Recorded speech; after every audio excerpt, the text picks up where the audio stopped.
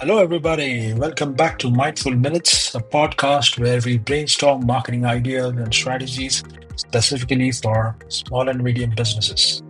We keep India at the core, which is where we are coming to towards our today's topic. You know what? Over the past few days, I was thinking about what is it that we can discuss. And I started with thinking around what's India's victory teaching us around brand building, team strategy, something around strategic marketing lessons that we can learn from the current scenario that happened between India and its neighbor. Also around how strategic CMOs can win, like Team India did, one game at a time. But you know that is where I said, instead of going bigger, let's start smaller. Let's start with a perspective that is really required right now when somebody in marketing or sales or business is trying to craft a specific strategy. And that's where this topic came about. Bharat is rising. Let's discuss around how to craft region specific marketing strategies, be it tier one, tier two, or tier three cities in India. You know, sometimes, or most of the times, when you're marketing in India, it feels like you're trying to sell gelato in a snowstorm. It feels like wrong place, wrong people, wrong time, and yet we see brands doing it all the time. Today, let's talk about Bharat, not India. Yes, Bharat. There's a difference. Bharat isn't just a poetic synonym. It's a layered, living, unpredictable reality that runs on UPI and Jugaad with as much fluency as memes as in local dialects. So let's try and unpack how to actually think about region specific marketing strategies, like I said, across tier one, tier two, or tier three cities in India. And let's do this without sounding like a cultural anthropologist, who's got a sales quota. Let's start by discussing what is tier, what is this tier illusion? There are bureaucratic, leftovers. Are they, you know, are they actually leftovers that don't reflect how aspiration is distributed today?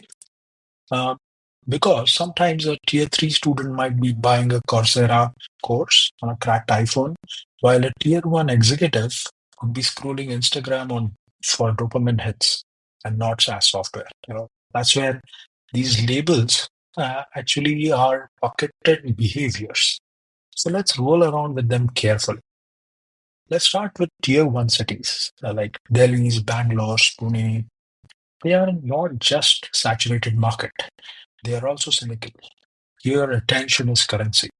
Your content, if it does not interrupt like a stand-up comic or seduce like a Netflix trailer, it's not going to work. The key perspective here is don't market, create movements. That's what works. Let's move to tier two, like Nashik, Indore, or Kochi. These are the cities where the real magic is brewed. There's aspiration, purchasing power, and an emerging sophistication in digital behavior. These audiences are loving brands that speak their language, not just linguistically, but aspirationally. That's the connect in tier two. What about tier three? That's where patience and presence matter most than packaging. And if you're in edtech or fintech or agri-tech, you don't need just the reach. You need what we call as trust. This is less optimize your funnel and more earn your place at the table scenario. So that's where we debunk the first end of the discussion. What's what's moving on? What's next? Um, is Hindi to English to Heartland? Is it just a language or is it just a translation? Well, let's talk about language. And no, I don't mean should we localize this ad into, let's say, Kannada or Marathi. I mean, are we even speaking their emotional vocabulary? English in tier one is not just language. It's a default UI of modern aspiration. But maybe not in tier two, tier three. Language is trust. And I've seen FMCG brands grow not just 2x, but 3x just by swapping Sasta with value for money.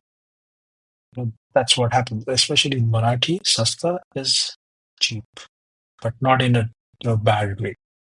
That's how subtle it is. It is surely subtle, but definitely game changing.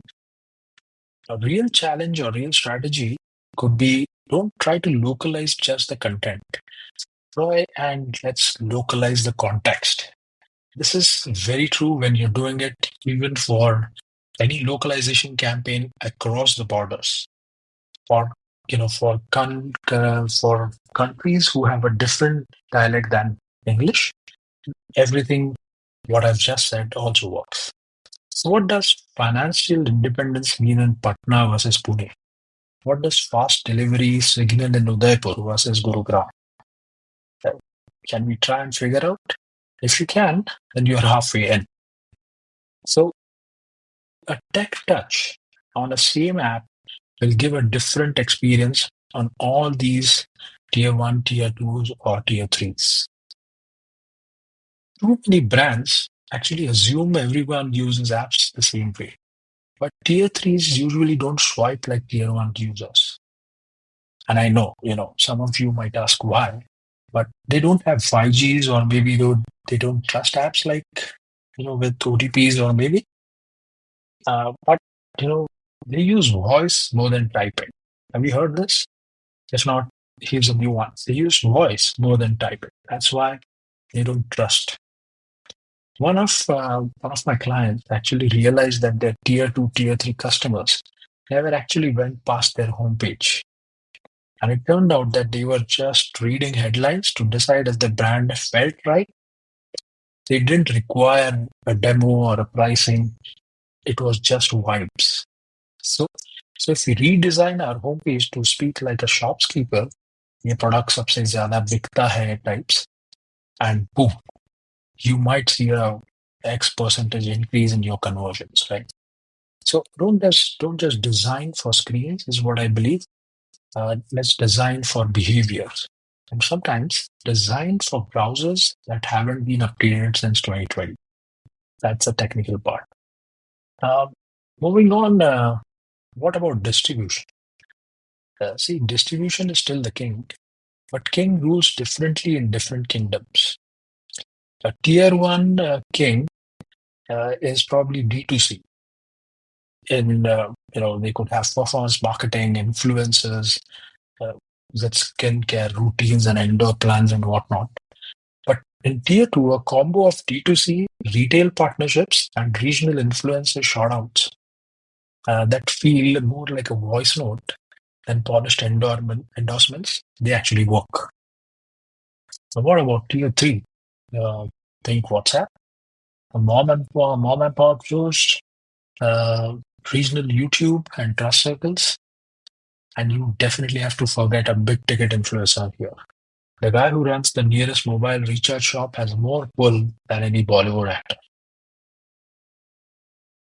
Moving on, your CRM, yes, it shouldn't just tag them as tier three. It, it actually should ask, did they hear about us from an ad or from a neighbor? Did they visit the store before buying online or vice versa? So your funnels actually need anthropology more than automation. Did I spell it right? It's probably anthropology, not anthropology. Anthropology. Yeah.